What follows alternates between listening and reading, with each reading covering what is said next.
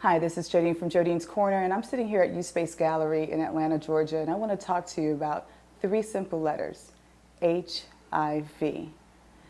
These letters are quite personal to me because it's one of the leading causes of death for Black women, specifically in my age group, even those that are in monogamous relationships. I sat down with motivational speaker David Robertson and playwright Craig Stewart to talk about these 3 deadly letters, HIV. Let's elevate our mind. David, you talk about talking at college campuses, and I saw you at Spelman, and you were fantastic. A lot of tough love there, wouldn't you say? Yeah. My people. But you started it off with statistics. You went straight into statistics. So it was like kind of the eye-opener. Can you share some of those statistics with us? 1 in 32 African-American women will contract HIV before they're dead. 1 in 16 African-American men will contract HIV before they're dead. Black women, let me give you one last statistic, and I pray that this shuts you down. An African-American woman in a monogamous relationship is more prone to contract HIV than a white female prostitute.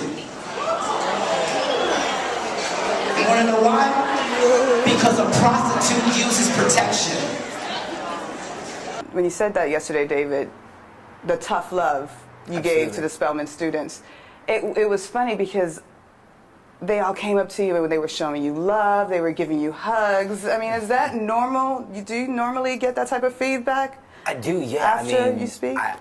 I got great feedback, and I got a few emails of people, saying, wow, we expected you to, empower us, not, kind of, come at us dogmatic. And I responded back, this is an issue that is literally killing African-American women. Right. Do I have to give you a bottle and pacify you? Or do I come at you the rawest form in love to try to help you negate from what I currently live with? And let's talk about what you live with. Yeah. You're HIV positive. Absolutely. And how did you contract it? What's the backstory there? I contracted in having a threesome. Okay. Homeboy of mine, and she was a sexy girl, and I knew about HIV and AIDS. My brother was diagnosed January 31st on his birthday, 2005. So I knew about HIV, but I'm thinking I'm on a college campus. You're smart. You're educated. Yeah, all these things. Right. He's attractive. She's attractive. I guess I'm okay. So we didn't think about that, and we had a threesome 4 or 5 times, and those 4 or 5 times we never used a condom, and that was the only time I never used unprotected sex. Do you regret that? Would you do it over? Where I'm at right now in my life and the peace that I have, I wouldn't change anything. So Craig, tell me about A Day in the Life. It's a play that you had here in Atlanta. What was the subject matter about that? The subject matter for A Day in the Life is HIV and AIDS. I wrote it back in 2002, and it's a dramatic comedy, but it brings awareness to HIV and AIDS in the African American community. And the story is told from the perspective of 6 gay characters. And I believe that those 6 characters represent the spectrum found within gay life. So you have everyone from the obviously gay character that's flamboyant over the top, all the way down to the straight identified character who has a girlfriend. So in between those 2 characters, you have the transgender, you have the minister of music of the church, you have the closeted professional. Wow. So they all come together in a focus group, and there's a therapist that brings them there together, and they discuss everything from healthy sexual behavior to coming out. And as a result of having this dialogue in this focus group, each character has an epiphanal moment, and we flash back to a day in their life. I moved here specifically to write music, and I was involved in a relationship back in 1999, and he found that he was positive 2 months after we met. And it just changed, that relationship changed the trajectory of my life. It truly is a Black disease, and we are losing this battle because we're not discussing it, we're not talking about it. And in my opinion, I think there are quite a few churches that are now talking about it. There are quite a few churches that have HIV and AIDS ministries, but the Black church could truly change the game, because the Black church has a lot of power in terms of how we think as a community of people. And so if they really start having honest conversations and dialogues about sexuality Right. and HIV and AIDS, then we could really start to see a change in the dynamic. Now you pay $34,000 a year for tuition, but you won't pay $4 for a pack of condoms. And You won't pay $3 for a dental dam. You won't pay $8 for a female condom. But that's your boo because you love him and he loves you. I got a question. Where's your boo at? Because if he's not in your back pocket, where he at right now? Oh baby, I'm in class. Oh baby, I'm at work. Where your man at right now?